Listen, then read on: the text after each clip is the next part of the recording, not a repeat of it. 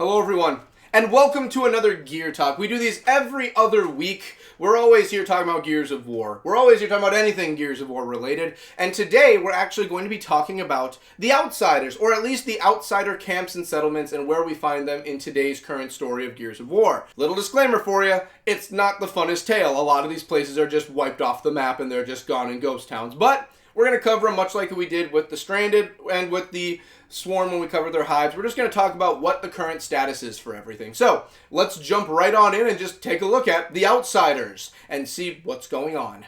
I figured we'd probably start this video off and probably go over, just so we have it out there, what is an Outsider? Kind of what are the Outsiders in general, and just kind of go from there. Now, this isn't going to be a full breakdown of their history, their lore, and everything. Someday, maybe I'll make a full breakdown of the timeline of the Outsiders, but we're here today to talk about the areas that the Outsiders controlled, or possibly do still control. We'll touch on that.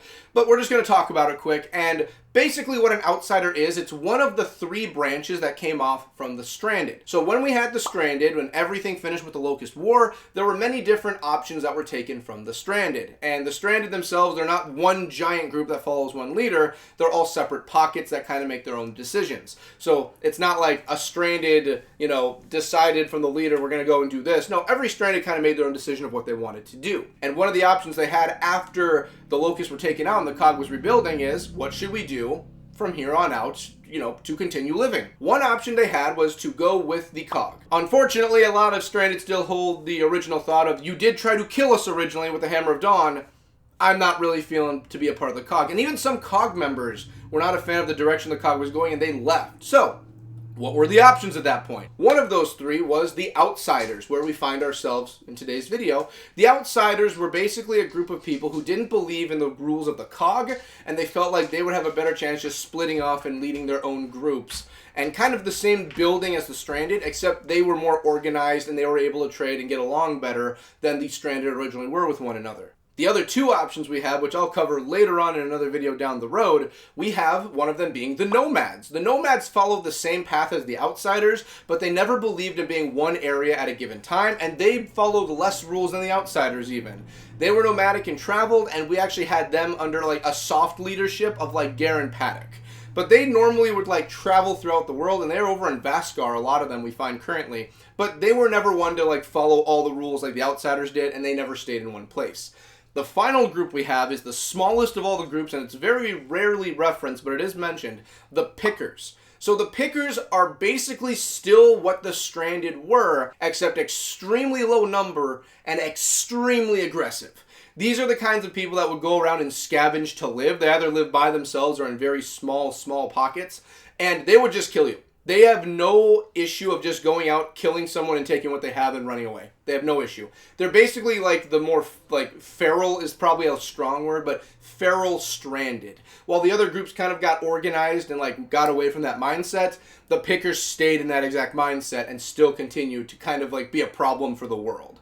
So we're not going to cover Nomads or the Pickers, that's a later on one. So now that we have the introduction out of the way of everything, let's kind of just jump into the actual areas the Outsiders held. Let's start off by talking about two places actually, Brevel and Croya. So these two areas were actually originally founded by the cog, and they were actual towns and cities, but later on they evacuated and left those areas and they were taken over by Outsiders. You especially see this with some of the towns where they're actual buildings, like actual normal homes, and the Outsiders just kind of went into these areas, restored power, and they claimed them. So these two areas were claimed and were upheld by the McAllister clan, which, as we know, Leslie McAllister, Mac, one of my favorite characters in the story, but he was not the leader. He was just a very well-prominent figure. The leaders were actually his fathers. So to explain that one, when you look into who started the villages, it's brought up as the McAllister brothers. So these brothers, Mac's biological father is his uncle, okay? And then his parental father is his father. Unfortunately, as it happens sometimes in the world, some people like other people's wives and those kinds of things happen. So both of them ended up in charge of these cities. It's never specifically said who's in charge of what. We're just under the assumption of the McAllisters were in charge. So they ran everything, and then one fateful night, It just so happens the swarm appeared, and much like Fort Umsen, which we're going to get into later on, they kind of just wiped the board with both of these cities. Just took them completely out, potted and took everyone, leaving Mac the sole survivor. As I did with the other videos, kind of saying what the current status of everything is, we're going to do that here also. So, when it comes to Brevel and Croya, both of these cities or towns or settlements or camps, they are both just, they're destroyed. They are vacant, gone, they have been abducted. They are both just out of commission. So that'll take care of our first two cities, and we'll move on to the next. Next up, we have South Village. South Village was also an area kind of the same size by what I've read as Fort Umsen. The only difference was that they were towards the south. And this was one of the major trading areas Fort Umsen had with them. They were like just doing their own thing and all that. They kind of went dark. And this is where the COG kind of went in to go check on things, and they were trying to conscript some of the outsiders at this point. So the DBs rolled in, and the DBs got utterly annihilated here. It was a complete stomp and wash. This is where Jin and Baird kind of got the look of like, okay, it's very obvious that the DBs are not going to do the job. They both had different mindsets at this point. Jin was under the assumption we need to swap them from being like security to actual military units, while Baird was just like, these machines are not made to fight, period. This is something only humans can handle in an actual on-the-ground combat scenario. So that's where we get the whole idea split of just like the DBs and the humans, which is better. And this is kind of where a lot of things went haywire. Like when we noticed how big of a scale this is going to become when it comes to the swarm, how they got in, quickly took over and took the bodies. And fun fact, this is also where we get Mackenzie and Eli. If you don't remember them, they were mentioned in Gears 4 as leaving to do trade with the South Village. These two are some of the only survivors from Fort Umsen, and some only survivors we ever get from the swarm attacks. And they actually made it through and lived and continue onward when they make it to the Riftworm Village, which we're also going to touch on the Riftworm Village later on. But they made it out and they were safe. But, yes, unfortunately, when it comes to the South Village, long story short, yes, it was also destroyed and taken out, and they also fell. So, unfortunately, another village joins the ranks of all the outsider death and carnage and destruction. I'm going to briefly cover these next three because we get very little info other than them just being mentioned. But we do have Pascal's Village, Holster Croft, and we also have Five Pines. So these areas were mentioned in the books as other villages that were attacked. As far as I'm aware by what we've read up on it and what I've looked into, they are fallen villages. There's not really much else to cover with them. Again, just another situation where the swarm went in, took them out, and left. Not a lot to cover, really. We don't have a lot of main big characters that are involved with this, just their offhandedly mentioned village. But I thought I would mention them here because we're talking about every single one that we've seen, and these are three of them that are mentioned also. So, unfortunately for these three, they have also all three fallen to the swarm. The Riftworm Village. This one is a fun one because the Riftworm Village, their leader was Oscar Diaz. So, after everything happened at Fort Unsum and everything was done, one of the only survivors was actually Oscar. Oscar did make it out alive. We actually see at the very end, after everything in Gears of War 4, he does live. It's very funny how he lives too. He cuts his way out. And he actually makes it here originally as one of the survivors with Mackenzie and Eli. So in the books, they all three actually make their way to the Riftworm Village. And because of the fact that Oscar is so well aware of the swarm at this point and what's going on, and he survived, later on he becomes the leader of the village. Now, we don't know who the original leader is. We don't know how it swapped to Oscar or if they had a leader. But the Riftworm Village really is a, very well's not a good word. It's a standing village. It's standing. To say it's good, it would be a very high praise for it. You're living. It's like the slums inside of the skeleton of a riftworm. That's essentially what you have. But they make life doable. So they are there and they are surviving. Oscar does become the leader. And this is where we have Kate making her way here to try and help conscript them into the COG. It's important to state, at this point of the story, there are other villages that are talking about that got conscripted, but we don't get them by name. But one thing the COG's trying to do is get the outsiders into the COG now so that they have a bigger fighting force. And technically, to sweeten the deal with the outsiders, you also get to live inside the walls and you're not attacked by the swarm. So it's kind of a trade-off. You fight for us, you get safety. That's the trade. And the Riftworm Village is one of the last holdouts because Oscar does not like the COG, he does not want to fight with them, and he believes that they're okay. Unfortunately, the village is attacked, and once they are attacked, it's not bad. They're actually able to hold their own. This is like one of the instances we see like an outsider group doing well.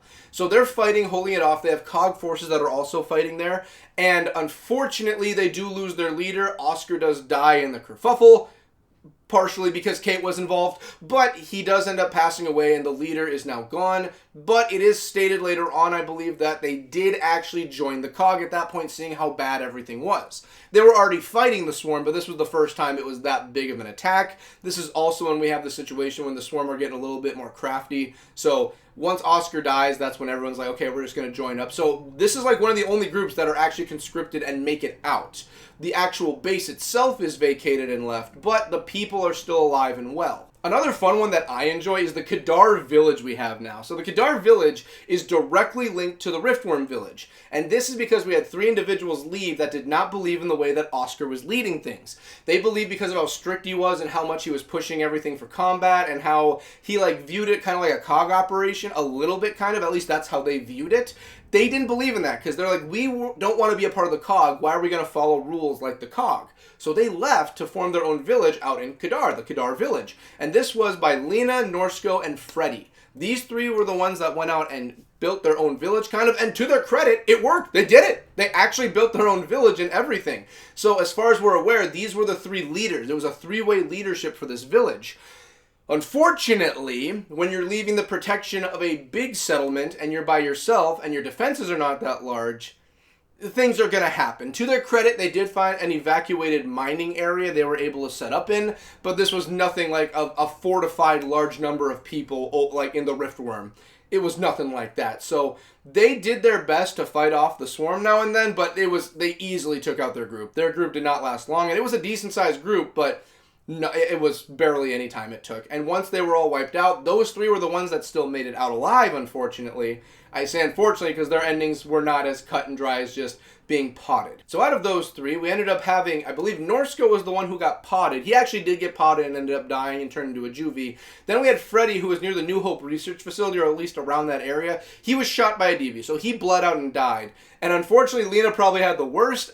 Further on, she actually freezes to death, and she's just basically a ball of ice. So it's sad that none of them made it out alive, but this was a situation they weren't really going to have the best time getting out of. So unfortunately, with the Kadar village, they also fell, and there were no survivors from the Kadar village. The final group we have is probably the most well-known of all of them, Fort Umpson. So Fort Umpson is where we first meet the outsiders, and this is kind of where we get the idea of what they're about. They're their own community. They run by rules separate from the COG. They believe in trade, living off the land. They are very much more in tune with like living in nature than living behind walls, and that's how they wanted it. This was also where Gabe Diaz set everything up for his group. So it's not like Gabe Diaz set up the whole outsider movement. He didn't do that. He had his own group from when he had Alpha Base back even towards Tactics. He kind of moved here and he's like, this is where we're going to set up. This is where we're going to live. This is our home now. So he set everything up there, and they lived there pretty well outside the COG, and even had COG forces leaving and joining them, seeing how, hey, this life is a little better than following under this like dictatorship we get with the ministers later. Anya was cool, Jin not so much. But they were like, you know, this isn't too bad. So we're going to stay here. And it did very well for a while. It did very well. Later on, we do have where Gabe passes away from Rustlung, and that's where Reyna takes over. So originally, it's like both of them start the village together, but it is very heavily implied Gabe was the leader. Gabe was in charge. And it's stated after his death, Reyna took over as leader. It's not like, oh, you know, one of the leaders died and Reyna's here. No, it was like, Reyna is now in charge. So like we have in the main story, they always say like, Reyna's in charge and Oscar is second in command. So I'm going to assume that's how it was back then. Gabe is in charge, Reyna's second in command, but they kind of do a dual leadership. And then after Gabe passes, Reyna just has full reins of everything. And we see things kind of go a lot more combat-centric with Reyna, because Reyna did have a shorter fuse for the longest time, while Gabe was a lot more, he can be diplomatic if he has to be. Reyna, not so much, going around slicing the heads off of robots, but girl, do you. So, you know, you do you, that's fine. So unfortunately, Fort Umpson was, I think, probably, if not one of the first places to be attacked by the Swarm, and the Swarm took that place out in minutes. It took them a very short amount of time. Fort Umpson was not prepared. Since they were the first, they didn't even know it was coming. And when everything went in, it was just all gone. The only survivors we had, as we talked about, was Delta, where we had Kate, Dell, and we had JD. We also had it where later on we learned Oscar lives, and then we have Mackenzie and Eli who weren't at the village at the time. They were trading with the South Village. And for anyone wondering, when they made it over, Mackenzie and Eli, when they make it to the Riftworm Village, it's never stated what happens to them, so it's assumed that they are still alive right now, too. So, out of all the survivors, it seems like aside from Delta, Mackenzie and Eli are also the only ones that are still kicking. So, that's kind of where we find everything. So, I mean, the current state of the fort right now, it's abandoned. There's nothing there. I mean, they got wiped out so quickly, there was no reason to stay for everyone. So there's nothing currently there except the ruins of what was for the outsiders. And it was probably, by what we've seen, aside from like the Riftworm Village, probably like the biggest of the outsider areas. I would like to say it's probably one of the larger ones, but at the same time, when you see like Gravel and Croya, these were actual like towns. Like this wasn't just a settlement, they were towns. But they were also abandoned towns, so I'm assuming there weren't a lot of people living inside of it, even though it was pretty big. So that'll do it for all of the forts and areas right now in camps. As we see, a lot of them got wiped out. That's why I say it a lot. Currently, the smallest group is probably the outsiders, because if there are any outsider camps left, they're probably teeny tiny. And they probably got missed by the swarm. The nomads, they're constantly moving, so it's not like the swarm can just pinpoint where they are and just take them out all at once. And the nomads, even though like we see one group of them, that's not all of them. But the nomads do follow their own rules, so they probably fight a little bit harder, my assumption. And then the pickers, they're just out there doing something. The pickers are probably the smallest, but they're barely a group. I didn't even mention them when I did my factions video. So there you go. That's going to do it. That'll cover everything involving the outsiders for at least what their current situation is. It's not looking good. So, I want to thank everyone for watching. Thank everyone for making things possible. Thank the patrons for making things possible. And when we come back, on to more Gears of War, baby, that's what we do every single time. I'll see you in the next one. Later!